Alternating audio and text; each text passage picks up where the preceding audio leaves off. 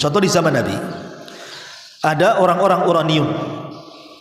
Mereka datang kepada Nabi SAW mengeluhkan di antara mereka ada yang sakit. Maka Nabi SAW kemudian mengobati mereka dengan memberikan air kencing unta. Air kencing unta. Kemudian sembuh. Setelah sembuh, mereka pun pulang. Di tengah jalan, mereka merampok beberapa ekor unta dan membunuh pemiliknya secara sadis. Jadi sebelum dibunuh itu dicangkul dulu. Ya, dicangkul dulu kemudian dibunuh. Maka Nabi SAW mendengar bahwa orang-orang ini yang sudah dibantu oleh Rasul diobati, tiba-tiba mereka merampok dan membunuh dengan cara sadis. Maka Rasul merintahkan para sahabat untuk menangkap mereka. Ditangkapnya, kemudian mereka dikisos semuanya. Dengan cara apa? Dengan cara dicangkul sebelum dibunuh. Jadi kisos itu harus persis pembunuhannya seperti apa.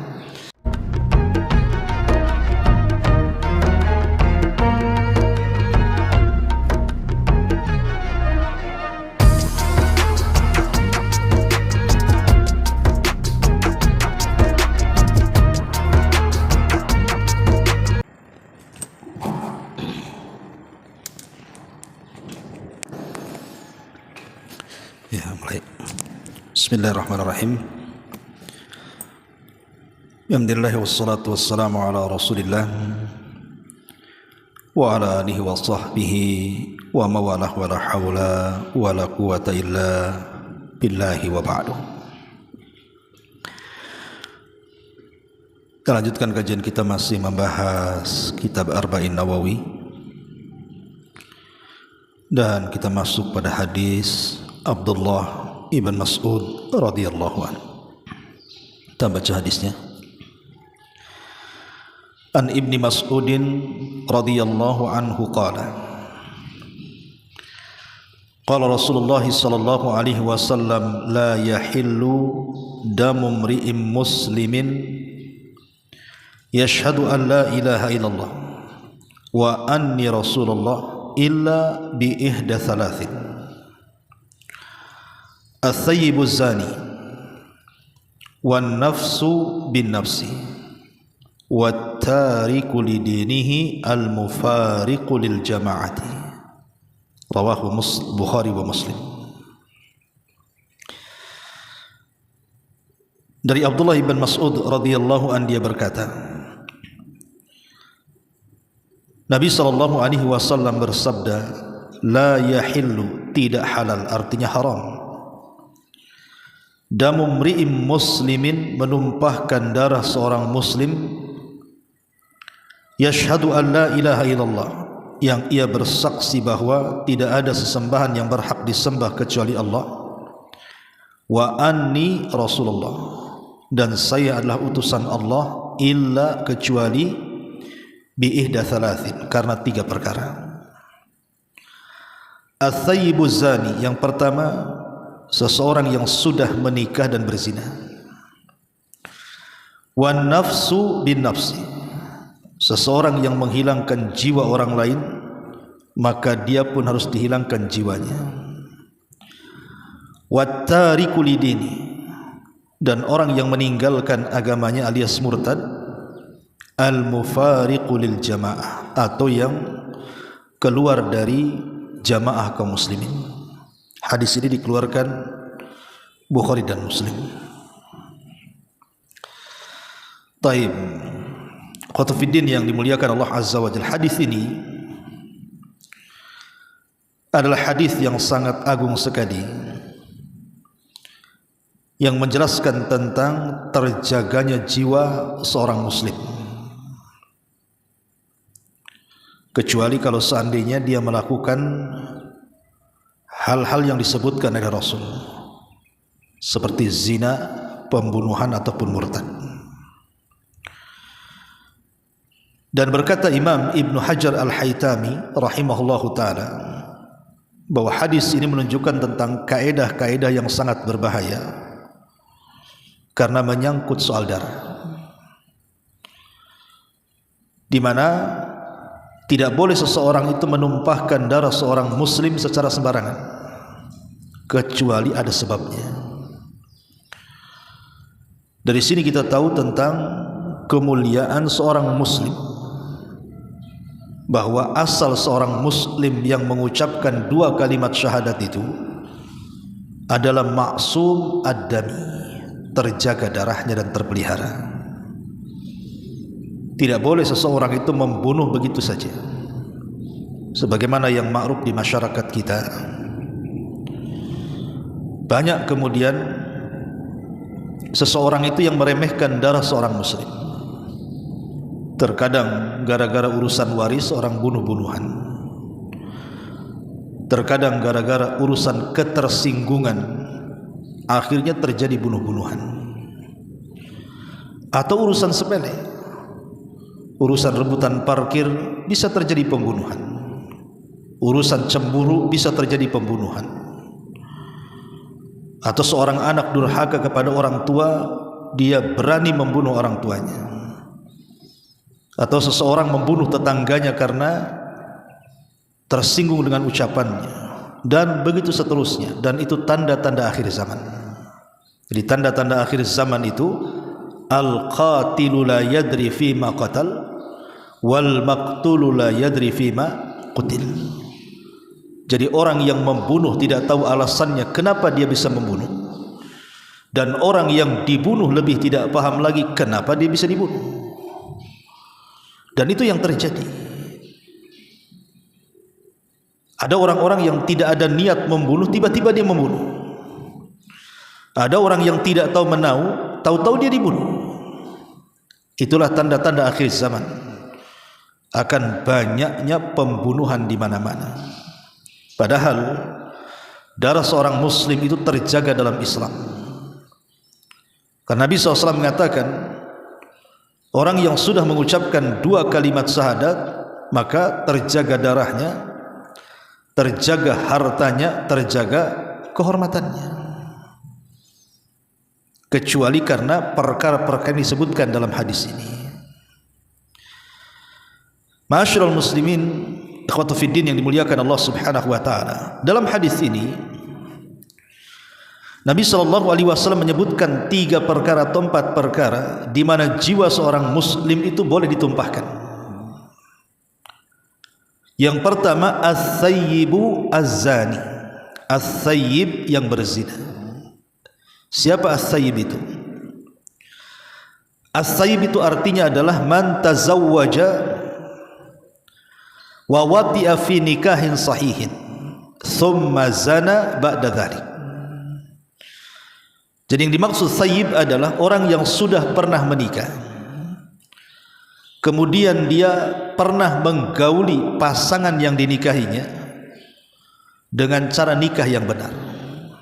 Tiba-tiba setelah itu dia berzina dengan orang lain. Itu disebut as-sayyib. Baik ketika dia itu masih berada dalam ikatan pernikahan ataupun sudah bercerai dengan pasangannya, itu disebut sayyib. Jadi orang yang pernah menikah, baik pernikahannya masih tetap di atas pernikahan dengan pasangannya atau sudah pernah cerai dan pernah nikah dengan nikah yang sah, tiba-tiba dia berzina, maka orang yang seperti ini kalau seandainya dihadapkan kepada hukum Islam, dihadapkan dalam negara Islam dan berlaku hukum Islam, maka hukumannya dirajam sampai mati. Dirajam sampai mati. Itu kalau memang terjadi pengakuan. Seseorang datang kepada hakim atau mahkamah pengadilan dan mengaku saya berzina. Maka kalau dia mengaku berzina, maka pengakuan itu sekuat-kuat dalil, tidak perlu saksi lagi. Jadi 4 saksi yang dimaksud dalam persidangan tuduhan orang berzina itu kalau pelakunya tidak mengaku, maka harus datangkan 4 saksi yang menyaksikan perzinahannya. Tapi kalau orang itu ngaku dan mengatakan saya berzina dan dia minta dihukum, maka berlaku hukum rajam kalau dia sudah pernah menikah. Karena di zaman Nabi SAW ada 2 kisah. Pertama, kisah seorang wanita Ghamidiyah. Yang kedua, seorang laki-laki yang bernama Ma'is, budak daripada seseorang bernama Hazzal. di mana di zaman Nabi SAW ada laki-laki namanya Ma'iz. Dia seorang budak berzina dengan budak yang lainnya dan dia sudah menikah. Tiba-tiba kemudian dia menceritakan kepada tuannya Hazzal bahwa dia berzina dengan seorang budak. Maka Hazzal kemudian mengatakan kepada Ma'iz, engkau harus melaporkan perzinahanmu supaya bersih dari dosa kepada Nabi. Maka Ma'iz pun kemudian sebelum datang kepada Nabi, dia konsultasi dengan Abu Bakar dan Umar. Tapi Abu Bakar dan Umar radhiyallahu anhuma memberikan nasihat agar jangan mengaku di hadapan Nabi, disuruh tutup aibnya dan bertobat. Tapi karena kemudian dia terpengaruh dengan ucapan Hazzal majikannya, maka dia datang kepada Nabi dan mengatakan, ya Rasulullah, zanaitu fatahhirni. Rasul, aku sudah berzina, bersihkan aku. Tapi Nabi SAW tidak mau dan menyuruh Ma'iz ini pulang. Maksudnya pulang, bertobat, tidak usah mengaku. Tapi karena keinginan keras pengakuannya, akhirnya kemudian Nabi SAW pun terpaksa merajam si Ma'iz ini, menyuruh para sahabatnya untuk merajam si Ma'iz. Saat di tengah-tengah rajam, ketika Ma'iz dilempari batu, dia tidak tahan sakit. Kemudian dia pun kabur, lari, dikejar oleh para sahabat tapi tidak ketemu. Sampai akhirnya dia ketangkap oleh Abdurrahman ibn Auf, kemudian diikat, kemudian dirajam sampai mati. Hal ini sampai kepada telinga Nabi SAW. Nabi sedih dan mengatakan kepada para sahabatnya, kenapa kalian kejar si Ma'iz itu? Biarkan dia lari, tidak usah dikejar. Biarkan dia lari, kemudian dia mengurung diri dan bertobat kepada Allah Azza wa Jalla. Kenapa kalian kejar? Kemudian Nabi SAW mendatangi Hazzal dan memarahi Hazzal dan mengatakan, ya Hazzal, engkau kan majikan si Ma'iz, kenapa kau tidak tutup aibnya? Kenapa kau suruh dia melapor kepadaku sehingga dia dirajam sampai mati? Dari kisah ini kita tahu bahwa orang yang berzina dan dia sudah menikah, maka hukumannya apa? Dirajam sampai mati. Dan tentu yang merajam itu tidak sembarang orang, harus lewat pengadilan. Dalam hal ini ya negara yang melakukannya, bukan perorangan. Itu namanya main hakim sendiri, dilarang dalam Islam. Ya. Dari sini kita tahu bahwa zina itu bertingkat-tingkat, baik secara hukuman di dunia atau hukuman di akhirat. Di mana ketika seseorang berzinah dan dia belum menikah, maka hukumannya berbeda dengan berzinah dan dia sudah menikah. Kalau seandainya dia belum menikah berzina, maka hukumannya dicambuk 100 kali, kemudian diasingkan setahun. Tapi kalau dia sudah berzina, kalau dia sudah menikah kemudian dia berzina, maka hukumannya dirajam sampai mati. Jadi itu ada perbedaan antara orang yang menikah dan orang yang belum menikah. Secara hukum hudud dalam dunia aja berbeda. Begitu juga dalam dosa, itu berbeda. Pamannya ada anak muda berzina dengan orang yang sudah tua-tua, sudah kakek-kakek, sudah nenek-nenek, dia berzina, maka secara dosa akan berbeda. Makanya ada hadis yang mengatakan ada 3 kelompok yang Allah tidak akan pandang mereka, Allah tidak akan bicara dengan mereka, dan Allah tidak akan sucikan mereka pada hari kiamat. Salah satunya kata Rasul, asy-syaikhu zanin, orang tua yang berzina. Jadi seorang kakek yang sudah tua, usianya sudah 60 tahun ke atas, dia berzina. Jadi kalau seandainya ada 2 orang yang berzina, satu usianya 30 tahun dia berzina, satu usianya 70 tahun dia berzina, maka usia 70 tahun berzina lebih besar dosanya dibandingkan usia 30 tahun dia berzina. Kenapa? Karena usia yang sudah tua tiba-tiba dia berzina, itu berarti memang dia seorang pezina. Itu sudah akhlak buruk dia, dari muda memang suka berzina. Dan tidak ada yang mendorong dia untuk melakukannya, karena biasanya usia sudah tua itu sudah pernah punya pasangan, kemudian sudah punya anak dan cucu. Dia tidak malu dengan anak dan cucunya, dan juga syahwatnya juga sudah melemah. Apa yang mendorong dia untuk berzina? Beda dengan anak muda itu. Ya memang anak muda dosa, tetap dosa besar, tapi dorongan berzinahnya ada karena dia masih muda. apalagi dia belum menikah gitu ya. Makanya anak muda yang berzina tetap berdosa, tapi seorang kakek yang berzina dosanya lebih besar dibandingkan anak muda yang berzina. Begitu juga berzina dengan wanita pelacur dan berzina dengan wanita tetangga, itu berbeda secara dosa. Di mana berzina dengan wanita pelacur yang tidak ada hubungan tetangga dengan kita, maka itu dosanya lebih ringan dibandingkan berzina dengan seorang tetangga. Kenapa? Karena berzina dengan tetangga itu dosanya dua. Pertama dosa zina, yang kedua dosa merobek kehormatan tetangga. Jadi dari sini kita tahu bahwa dosa zina jadi bertingkat-tingkat, termasuk juga hukuman di dunia juga bertingkat-tingkat. Tapi yang jelas bahwa yang dimaksud hadis ini as-sayyibuz zani, seorang pezinah yang halal darahnya untuk ditumpahkan, bahkan jiwanya juga halal untuk dicabut gitu ya. Itu kalau dia sudah menikah dengan nikah yang sahih dan dia sudah menggauli istrinya, tiba-tiba berzina dengan laki-laki atau dengan wanita yang lain yang bukan mahramnya, maka orang seperti ini hukuman dalam Islam dirajam sampai mati. Ini yang pertama. Kemudian yang kedua, wan nafsu bin nafsi, orang yang membunuh. Dalam Islam orang yang membunuh, maka di situ ada qisas. Karena pembunuhan itu sesuatu yang keji, ikhwan. Bahkan Allah Subhanahu wa taala mengatakan, "Wa man qatala nafsan bighairi nafsin faka'annama qatala an-nasa jami'a." Siapa yang membunuh satu jiwa maka sama dengan membunuh satu dunia. Semua jiwa. Jadi satu saja jiwa dilayangkan seolah-olah dia membunuh semua jiwa satu dunia. Karena kejinya dosa pembunuhan itu. Bahkan Allah Subhanahu wa taala tidak pernah memberikan hukuman seberat para pembunuh kalau dia membunuh seorang muslim secara sengaja. Allah mengatakan, wa man qatala mu'minan muta'ammidan fajaza'uhu jahannam khalidan fiha wa ghadiballahu alaihi wa la'anahu wa a'adda lahu adzaban alima. Siapa yang membunuh seorang muslim secara sengaja, kata Allah, man qatala mu'minan muta'ammidan fajaza'uhu jahannam, pertama balasannya jahannam, sudah jelas. Khalidan fiha, kekal di dalamnya. Maksudnya kekal bukan kekal selamanya, tidak. Saking lamanya disebut kekal, akan lama di neraka. Kemudian wa ghadiballahu alaihi, Allah akan murka kepadanya, wa la'ana, dan Allah laknat kepadanya, dan Allah sediakan azab yang sangat pedih.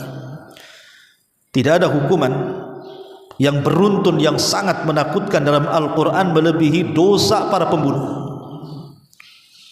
Makanya kenapa? Karena dosa para pembunuh ini sangat kejam dan sangat keji. Dan biasanya pembunuh kalau tidak dibunuh maka dia akan membunuh lagi. Karena tabiat pembunuhan ini akan ada terus. Kalau dia pernah membunuh maka akan mudah membunuh. Makanya kenapa ada qisas, orang yang membunuh dibunuh. Dan ini bagian daripada keadilan di dunia. Wan nafsu bin nafsi, tentu maksudnya qisas orang yang membunuh dibunuh ini kalau ada kesepakatan keluarga korban. Umpamanya keluarga korban itu ada 10 orang, mungkin salah satu di antara mereka dibunuh, maka yang 9 orang itu sepakat. Kalau 9 orang sepakat orang yang membunuh dibunuh, maka boleh terjadi qisas. Tapi kalau 8 orang sepakat, 1 orang tidak sepakat, maka tidak bisa qisas. Berarti beralih dari qisas kepada diyat. Diyat itu apa? Membayar 100 ekor unta. Bisa dipahami ya? Jadi keluarga itu sepakat. Kalau semua keluarga sepakat berarti bisa diqisas. Tapi kalau 1 atau 2 di antara anggota keluarga tidak sepakat, berarti dari qisas beralih kepada diyat. Membayar 100 ekor unta diserahkan kepada pihak korban. Tapi yang jelas bahwa di sini darah seorang muslim boleh ditumpahkan kalau dia membunuh. Karena Rasul mengatakan wan nafsu bin nafsi. Kemudian yang ketiga, wattariku lidini, orang yang meninggalkan agamanya alias murtad. Dalam Islam orang murtad itu dimintai taubat, kalau tidak dia dipenggal. Karena Nabi SAW mengatakan man baddala dina faqtuluh, siapapun yang mengganti agamanya bunuhlah dia.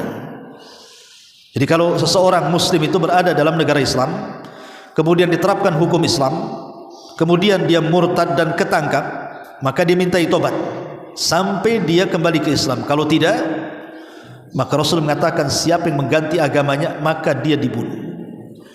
Dia dibunuh. Cuman beda cara membunuh orang murtad dengan cara membunuh orang qisas. Sama-sama dibunuh. Atau cara membunuh orang yang berzina tadi. Kalau cara orang membunuh orang berzina dengan cara apa? Rajam itu ditanam badannya separuh, kemudian dilempari batu sampai mati dengan batu-batu kecil supaya dia merasakan sakit. Adapun dosa qisas, cara membunuhnya sebagaimana dia membunuh, begitulah dia dibunuh.